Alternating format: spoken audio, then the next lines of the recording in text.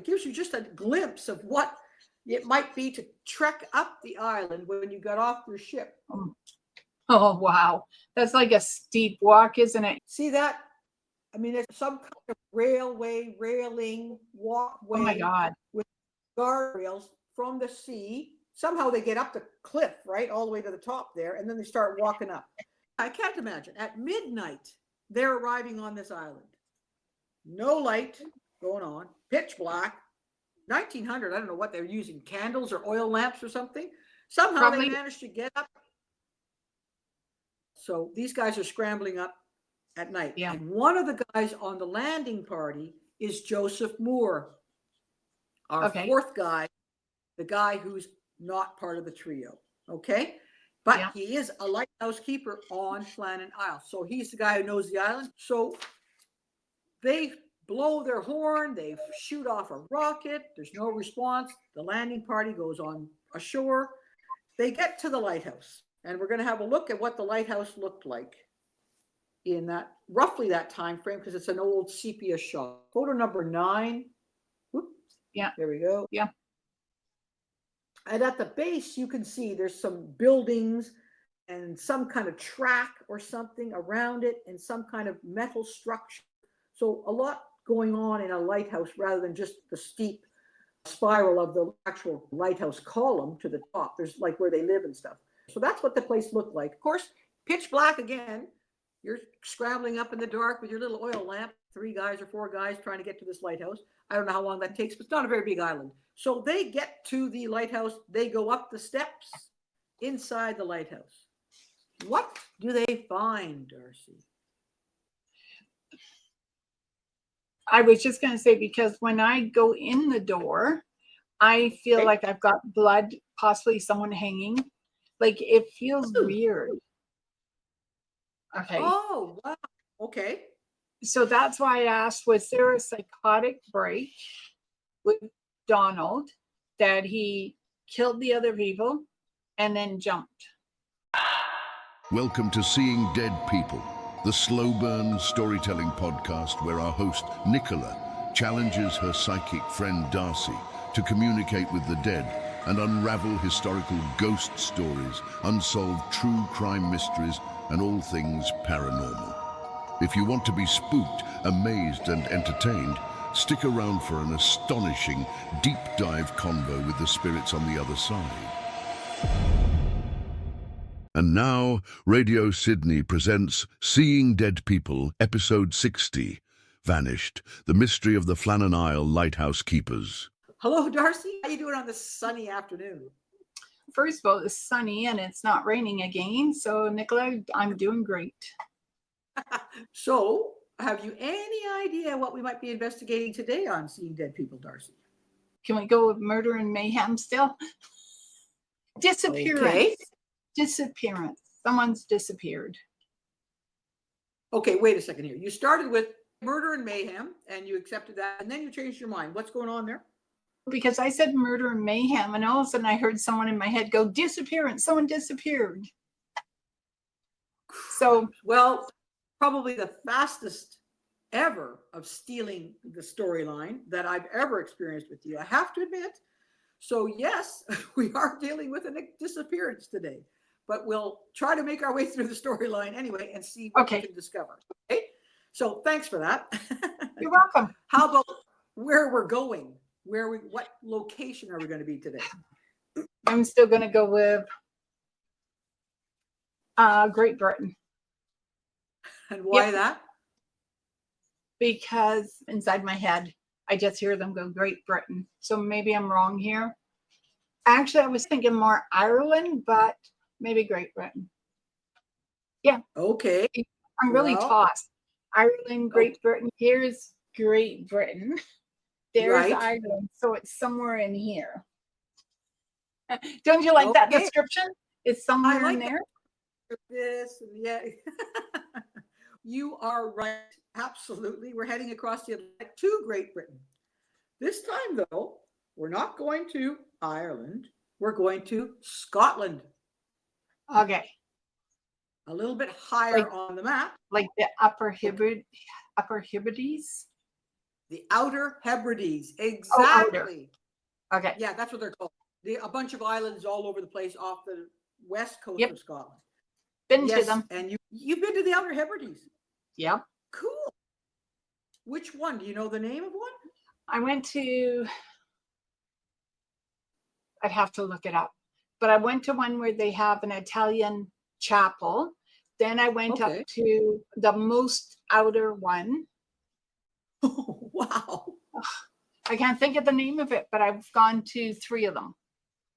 And how do you get to them? You have to fly, or do you take a boat? No, there's used to be a ferry that took you up, and they took you up and they made 3 stops and then turned around and came back. It was like a package cruise sort of idea. Oh, cool. Oh, cool. Yeah. Oh, neat. Then you've been in the vicinity of what we're going to talk about today.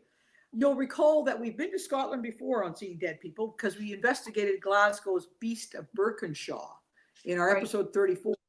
And that was a real corker, that one, because we were investigating the horrific crimes committed by Manuel, a sociopath who annihilated 2 families. And in that episode, you were in great form because somehow, Art Darcy, you knew the manner in which Peter Manuel had killed the families and how Manuel himself died, which was by hanging. And you were really right on the button there. And I would highly encourage our audience to check out episode 34 of The Beast of Birkinshaw, because it was a good one.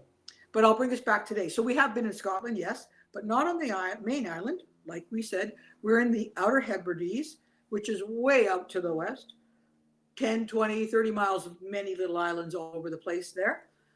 We're going to look at photo number 1, which will give us a location here. And we are in Scotland. So there's Scotland. Yeah. And the first group of islands are part of Scotland as well, but we are where the little circle is. And can you read what's in that little circle? Flannan Islands. Yeah. So it's a group of 7 islands. They're like a rocky outcrop. So they're not much land per se. The one that we're going to be focusing on is called Eileen Moor. It's the largest one. It's 21 miles west of the Isle of Lewis, which is the big island off Scotland. I've gone all the way up to Storn. Yeah, and I've gone all the way up to Stornoway. Oh, cool. That would have been neat. I would like to do that. Okay. So now we know where we're going to be, but we don't know why we're going to be there, although you have jumped the gun with the disappearance. So let's talk about, it's a bizarre case, and I'm going to show you 4 black and white headshot photographs. Okay. Okay. Of 4 men taken roughly around the late 1890s. All 4 men are attached to this case, but 3 of them have a very special link. I'd like you to meet all 4 and then tell us what you know about each man.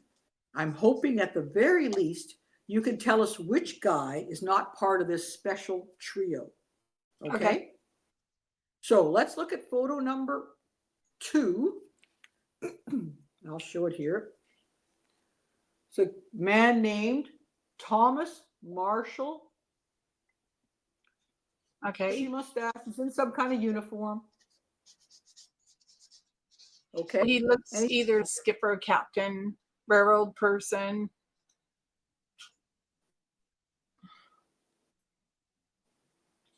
Okay, that's Thomas Marshall. He's 28. He's considered a conscientious, serious, diligent, ambitious young man. 28. Okay. Now we're going to look at photo number 3. This is a fellow called James Ducat. Again, wearing a similar kind of uniform and very bushy mustache. Must have been the phase of the year, that sort of time frame for men. Yeah. Definitely this guy is quite the mustache. Yeah, isn't it? This guy is 43. He's a solid individual, very level-headed, dependable in character. Okay? Yeah. All righty. Moving on to photo number 4. This is a fellow called Donald MacArthur. Okay? All right. Donald is he's 40. He's a tough guy, no nonsense, but he could be a little temperamental. Okay? Yeah. So that's 3 of our gentlemen. The 4th guy is not wearing the same kind of outfit, but that doesn't necessarily mean he's not part of the trio. This is number 5. This is a guy called Joseph Moore. Again, mustache, but a little less crazy mustache. Yeah. Okay. He's considered to be a level-headed guy, hardworking. I think he's in his 30s. So you've seen our 4 gentlemen. Number 1, any idea what they do? Funny, in my head, I heard mercantiles, but I thought they might be in shipping, freight, military. I don't think they're military. Maybe the West Indies freight type of people. It's the only way I can describe it. Okay. Do you think which of the 4 is the odd man out, so to speak? Donald MacArthur. I think Donald is the 4th man out. You do? Okay. Yeah. We're going to move. I'm not going to tell you which one is the differing one. We'll get to that, but we're going to now move into what our main mystery is. So I'm going to show you photo number 6. Whoops, I just flew through All right. 5 photographs. Photo number 6, and you'll get the idea pretty quickly when you look at where our little location is. All right. Okay. Photo 6. There's a word added. Oh, so Lighthouse. So that's like where I said at the beginning. Okay, so are they with the Coast Guard, or what would be equivalent to the Coast Guard there? No, military yes, mercantile. It's They military are mercantile. lighthouse keepers. Yeah, Okay. they're lighthouse keepers. So they must, I don't know what the sort of association that they would be involved in, but it must be something like a military type association, or because they wear uniforms. They have certain training. So I guess it's some kind of military, but that's what they are. They are lighthouse keepers. Okay. Okay. So then this is weird. I swear we did this one already. No. That the light guard keeper went missing from the island, and there was no idea how he went missing, the possibility that he may have gone over the brink. We haven't done that. So is it Donald MacArthur who went over the brink? Donald did go over the brink, yes. Okay. But there's more so to the story. Then that must take out Joseph Moore. What do you mean by take him out? Okay, because 3 people are connected: Thomas, James, and Donald. And that means Joseph Moore isn't part of the Lighthouse crew. Or if he is, he's not the person who went missing. Okay, so that's really interesting, and you've covered a lot right there. So why do you think that those 3 men, Thomas, Donald, and is it James? James, yeah. Yeah. Why do you think those are our 3 connected? What do you know about that? They had the same kind of energy, but I thought Donald, when I said Donald's not part of it, I wasn't looking at the idea he was the one who went missing. I just didn't see him in this picture while I'm talking. So Donald's the one who went missing. Thomas and James were technically still alive. I didn't know if they went missing, but Donald stood out the most. And Joseph seems to be your added character. Okay, you've got a lot of it right there. Thomas, James, and Donald are the 3 lighthouse keepers on the island at this time at our investigation. Joseph Moore is also a lighthouse keeper, and he was one of the main 3 lighthouse keepers for Flannan Isles. However, he was ill. So Donald is the temporary, occasional guy to fill in. Okay. So Donald's on the island, Joseph's off the island at the time. So you nailed that. Amazingly. Okay. But do they know if Donald went, or had what's that word? psychotic episode. That's why he went missing. Let's keep thinking about that. We'll just move on a bit, but that's an interesting point because we're going to have more to it. So we'll just talk about the lighthouse itself. Of course, if you look at any of these lighthouses, I'm going to show you picture number 7.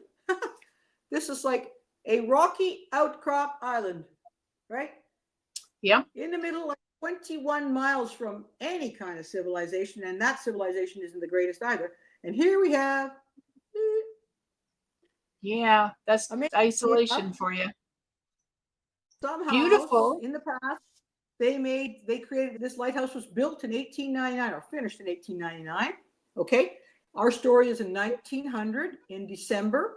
Alrighty, so we have this very isolated spot where 3 individuals work full time for several months at a time, being lighthouse keepers. Okay, so this lighthouse is about 200 feet in the air.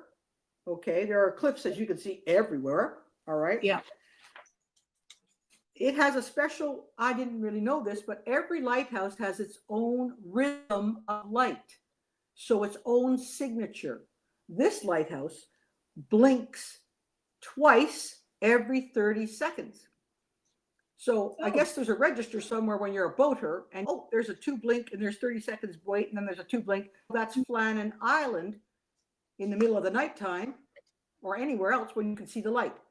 Another lighthouse, all the other lighthouses all have different beeps, kind of like Morse code. Pretty cool. So didn't know that. It's neat, eh? This is a place where it's not very easy to live, as you can see. Pretty rugged, pretty tough. The cliffs don't care about you. The wind doesn't care about you. There ain't no trees. There's some birds, and that's about it. Okay, no shelter, a lighthouse.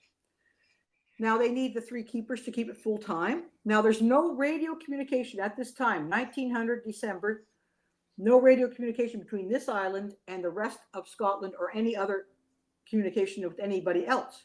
So how do they know these guys are all right?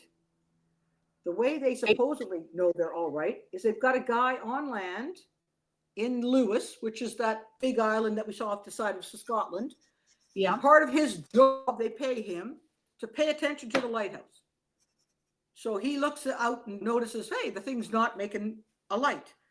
So what happened to this lighthouse, this island? What went on December 26th? Cold, wet, not really wet. I don't think it was a bad night. 1900. What do you think it's on? I'm thinking either the blink was at the wrong time or it wasn't blinking at all. Okay. It went off. Or it could have been doing the Morse code to get someone to notice them. Okay, because the light was off. Yeah. That would be my guess. That's the only reason I would raise alarm is if the light's totally off. Right. Now, the lighthouse has a regular relief ship. Logically, you have to bring supplies and bring another person on every now and again. So that happens, I thought, maybe every 3 weeks or so. So their regular relief ship was called the Hesperus. Let's head over towards the Flannan Islands on the 26th of December, 1900, to do its relief business. And it notices there's no light in the lighthouse. Okay, bit scary. They come closer. They're trying to see if there's a light. Can't see any light. It seems that in the past, there has been, and these guys may not be aware of it, but supposedly Mackenzie, the guy on shore, has indicated to the authorities, whoever they are, that the light hasn't been seen for a few days. Another ship was passing Flannan Isle a few days ago, and they didn't see the light, and they reported no light. But nothing was done, oddly enough. So this relief ship is coming in after about 4 or 5 days, at least, of the light being out. Okay, so very unusual. Yeah, just think of the danger that it would have put all the ships in not having it blinking. Absolutely. So when they land, I'm going to show you a shot, number 8, of the island. It's not a great shot, but it gives you just a glimpse of what it might be to trek up the island when you got off your ship. Oh, wow. That's like a steep walk, isn't it? You've got someone sending you a message. Yes, sorry. See that? I mean, it's some kind of railing, Oh my walkway God. with guardrails from the sea. Somehow they get up the cliff, right, all the way to the top there, and then they start walking up. So Can you these guys are imagine? coming at yeah, I can't imagine. At midnight, they're arriving on this island. No light going on, pitch black. 1900, I don't know what they're using, candles or oil lamps or something. Somehow they Probably managed to get up. interesting part about that picture. Can I ask, is that where they said he may have fallen? They don't know, frankly. We'll get to more details, but Oh, there's two land sites, and I'm not sure which one this is. If this is what they call the east or the west landing, I'm sorry, I do not know. It's a recent picture, so it's yeah, not of the time. I may not change much since 1900. I don't really know, doubt it. but we're seeing what it would look like in the daylight. So these guys are scrambling up at night, Yeah. and one of the guys on the landing party is Joseph Moore, our Okay. fourth guy, the guy who's not part of the trio. Okay. But Yeah. he is a lighthouse keeper on Flannan Isle. So he's the guy who knows the island. He's the guy who knows what should be happening. So they blow their horn, they shoot off a rocket. There's no response. The landing party goes on ashore.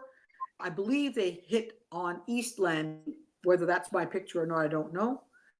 And I'm going to see Joseph Moore in photo number 5, and he's being replaced by MacArthur, Yeah. photo number 4. Okay. So they get to the lighthouse, and we're going to have a look at what the lighthouse looked like in that roughly that time frame, because it's an old sepia shot. Photo number 9. Whoop, Yeah. there we go. It's definitely So like yeah. And at the base, you can see there's some buildings and some kind of track or something around it, and some kind of metal structure. So a lot going on in a lighthouse rather than just the steep spiral of the actual lighthouse column to the top. There's like where they live and stuff. All kinds of stuff happening at the bottom there. So that's what the place looked like. Of course, pitch black again. You're scrambling up in the dark with your little oil lamp, 3 guys or 4 guys trying to get to this lighthouse. I don't know how long that takes, but it's not a very big island. You can cover the island fairly quickly. So they get to the lighthouse. They go up the steps inside the lighthouse. What do they find, Darcy?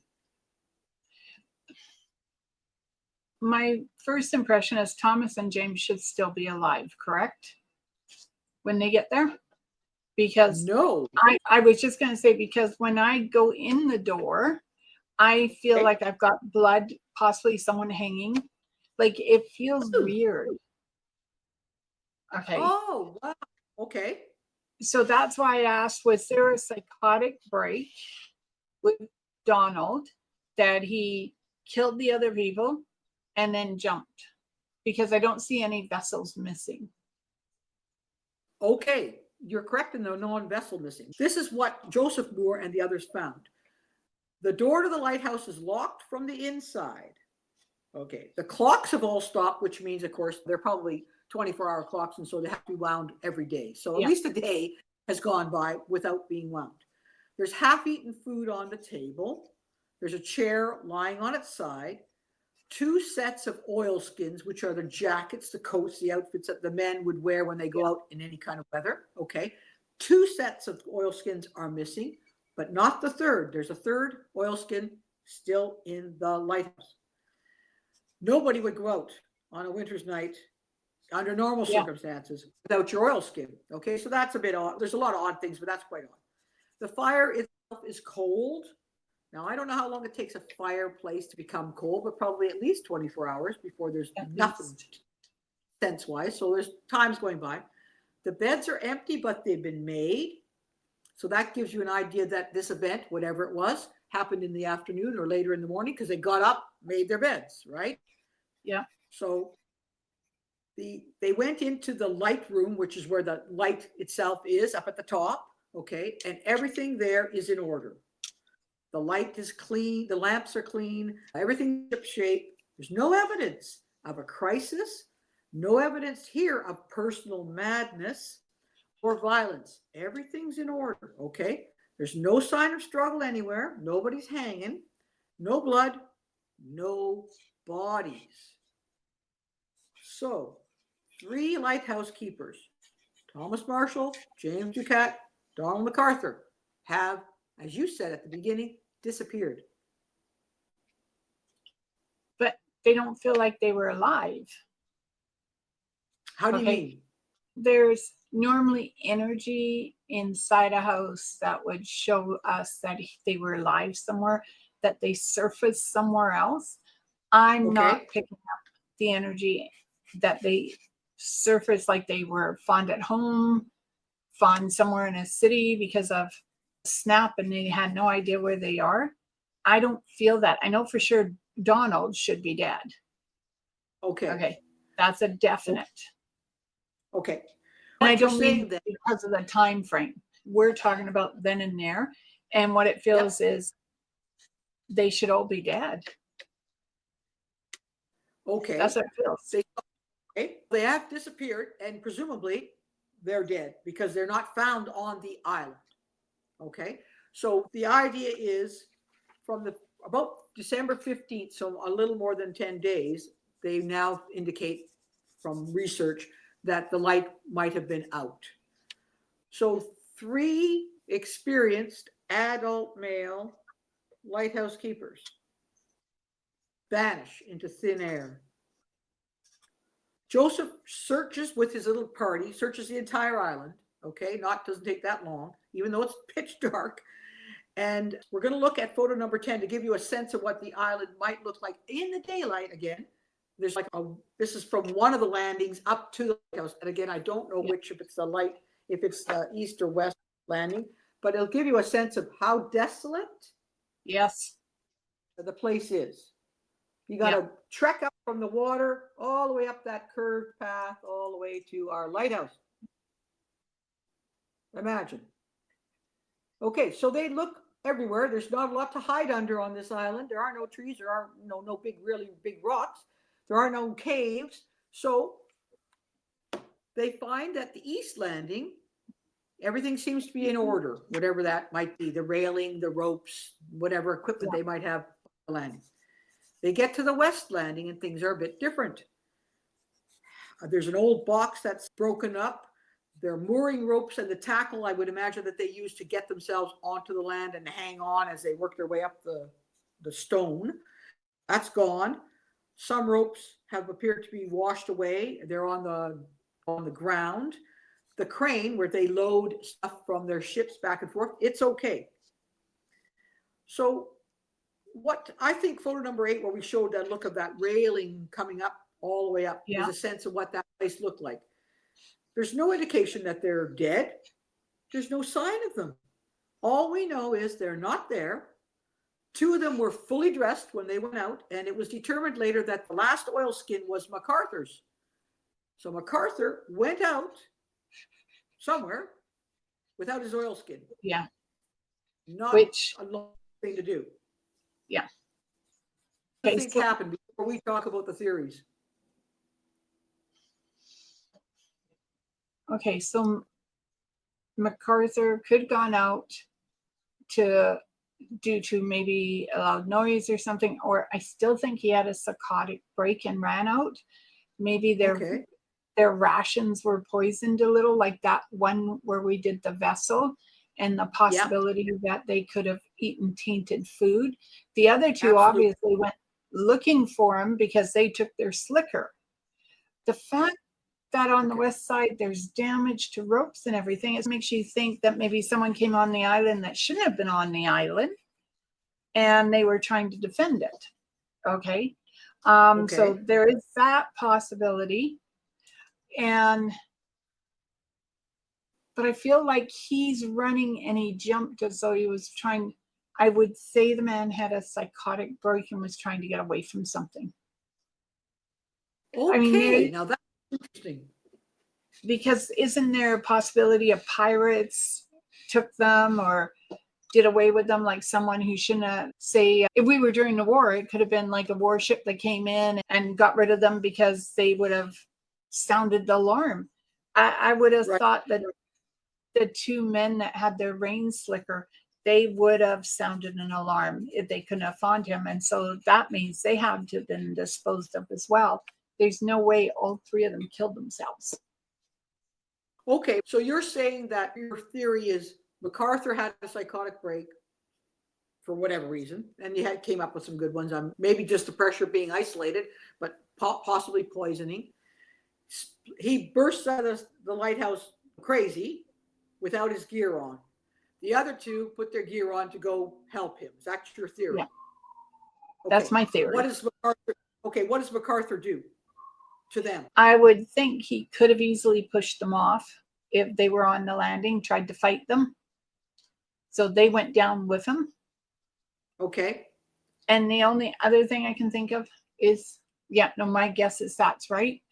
The other thing is that there was an intruder still going out to find MacArthur because he can't find him, and that they fell prey to the intruder. Those are the only two things that could have happened, but I'm going with the psychotic break. Okay. What if it worked differently? The two men went out with their proper gear on to do maintenance, to check something, whatever. So they'd be properly geared up.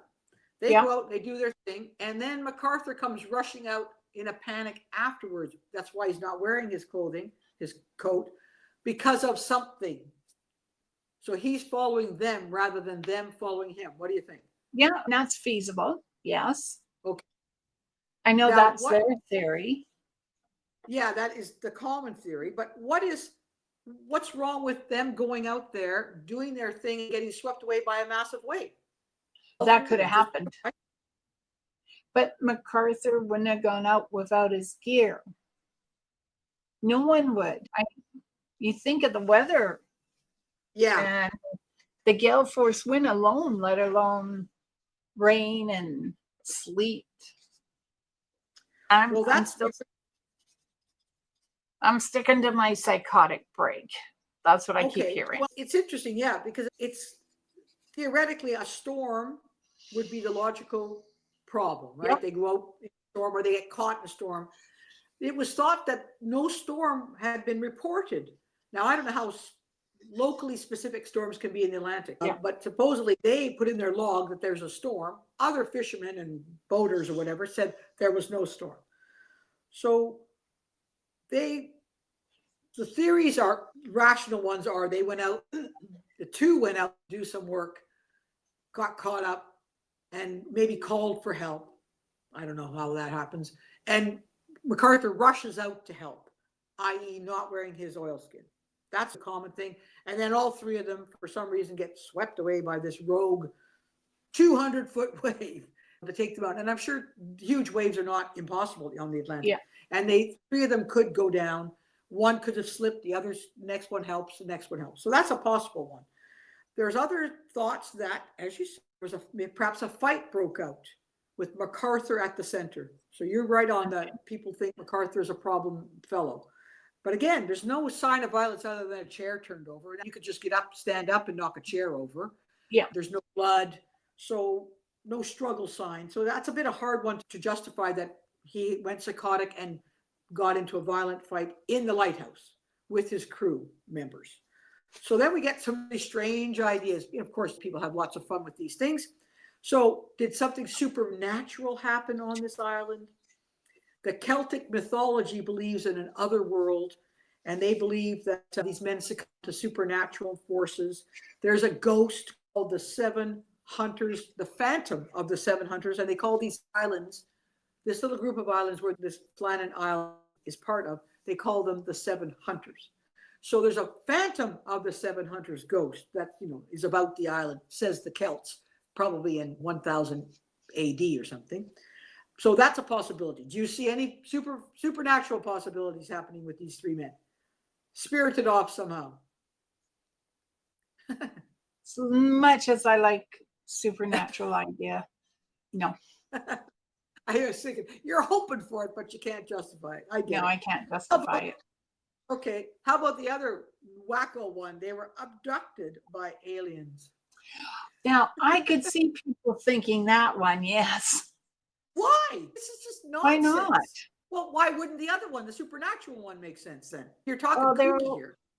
there would have to be a portal, and they would have had to travel to one of the other islands to find the portal, and I don't see them traveling to the other island.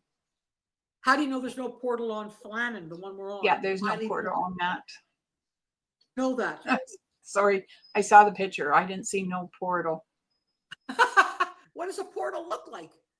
It's electric lights that shimmer, but it's only like it's maybe this big.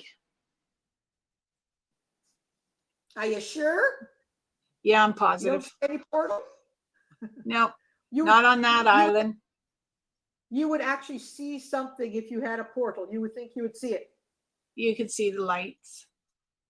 A light. Okay, cool. Yeah. All right.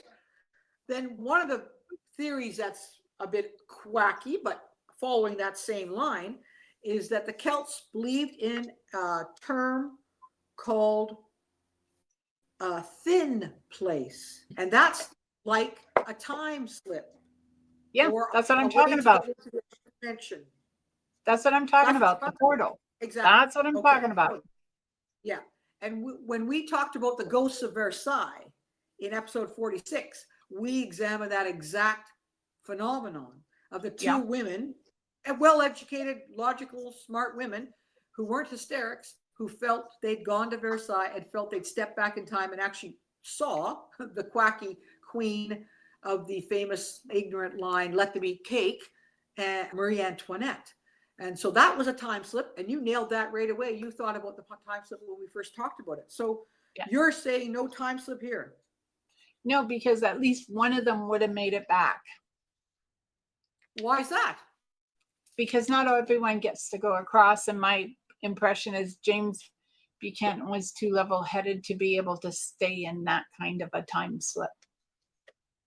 Oh yeah, really cool. He was a level-headed guy. He was the guy in charge, the older guy.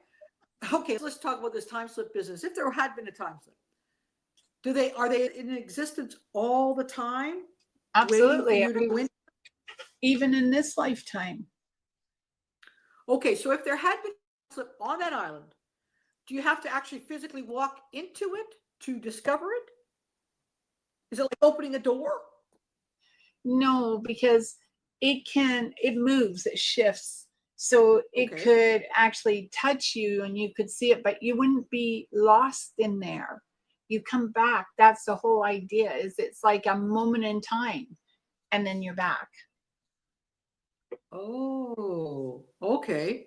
So you're not going to the spirit world then? No. You're going to what I would refer to as the different dimension. Different dimension. Okay. But you come back. You don't stay there. James put it back for sure. But can you stay there? No. No, you can't. It would distort our time frame if you did. Yes, because you're no longer in it. Yeah. Yeah. That whole time space continuum stuff is very cool, but I find it mind-bendingly weird. It is mind-bendingly. And trying to talking to a logical person about it, they'll probably think you're totally off the rocks and be phoning the funny farm for you. Do you think that there's such a thing as a possibility in this thin place idea that you can go into the spirit world instead of a time warp sort of thing? Okay, it's the other way around. The spirit world has to come to you. Oh. Okay. That's how I look at what I do as a medium. The spirits come to me. I don't step into their world, because then I'm losing my own life. So they've got to come to me. So my answer would be no. You can't step into spirit world. You have to be dead to do that. Okay. Or died. Okay. People can still be at rest, but still haunt if they want to. Wow. There's a lot of fun things that might happen when you're dead. Oh, absolutely. I plan on haunting people. Yes, you had said that to me. Great. I might have to learn how to do that myself. Okay, I'm going to let you let you look at our last photo, which is a poem written about this by a fellow named Wilson Gibson. So it's number 11, and he calls it Flannan Island. Just give me 1 second. Number 11. Yeah. There it is. If you wouldn't mind So reading 3 that men dwell on Flannan Isle to keep the lamp alight. As we steer under the lee, we caught no glimmer through the night. Aye, though we hunted high and low and hunted everywhere, of the 3 men's fate we found no trace of any kind in any place, but a door ajar and an untouched meal and an over-toppled chair. Wilford Gibson. Yeah, so that pretty well sums it up. Yeah. I guess no one taught him prose. I wouldn't have said he's like a world famous poet from my perspective, but it certainly summarizes our mystery today. Yes, it does. So thank you. You did very well. It was interesting at the beginning, though, you didn't recognize that James and Thomas were dead in the story. Yeah. You recognized MacArthur was, but those 2 weren't. So how did that happen that you weren't able to get all 3 of them? I think because they died by accident and he died by mishap. What's the difference? He ran to his death. They ran to save. Oh, That's okay. the difference. Oh, interesting. And not intentionally to die. I think he was trying to get away from something or there's some sort, and a place wasn't haunted before that. It probably is now, as you said. Yeah. Yeah. I have no doubt it is now. Okay. And I much prefer, as I've said, your theory of MacArthur having mental issues based on possible poisoning and heading out, being crazy, fleeing from something. And just imagine the isolation. I know you're with 2 other guys, and maybe you don't get along with these 2 other guys, but even 3 people all alone for days and days and days on this tiny little island, I think you'd go mad. Just a normal person without even poisoned food might go mad. Because all you're hearing is the waves, the seagulls, the whistle of the wind, conversation. But what if you didn't feel like talking that day? I know. And what would you be saying day after day? I just think that the whole job is crazy and rife for problems. So I like your theory much better than the fact that 3 grown, experienced lighthouse keepers got swept away by a single wave. Or a wave, several waves. Like that. Yeah. If somebody got swept away, like one of them, the other 2 wouldn't be standing there anymore, would they? They'd be scrambling to get out of the way. Or they certainly wouldn't go down to try and find somebody. I think they would recognize when you get swept away by an Atlantic wave, you're pretty well done. There's nothing they can do about it. I wouldn't think they'd risk their lives. So yeah, I like your theory much better. But the best part of all was within 38 seconds, you said, disappeared. No, not murder and mayhem. So you stole my thunder right from the beginning, as usual. Well done. Oh, sorry about that. No, that's part of the gig, man. That's the joy of talking to you. I love it. Okay. Thanks so much. Thank you for listening to Seeing Dead People, where goosebumps are guaranteed. We would love to hear from you with questions for Darcy about her psychic process or suggestions for other mystifying situations you would like us to investigate. Please shoot us an email to info@radiosidney.ca with Seeing Dead People in the subject line. New episodes air on our website, radiosidney.ca, on the first Saturday of every month. Episodes repeat Saturday nights at 8 p.m. and Sunday mornings at 10 a.m., both Pacific time. All episodes are available as downloadable podcasts at our website or on our YouTube channel, Nicola Furlong Mysteries. I'm Dorian Mortis, weirdly keen on seeing dead people. This has been a presentation of Radio Sydney.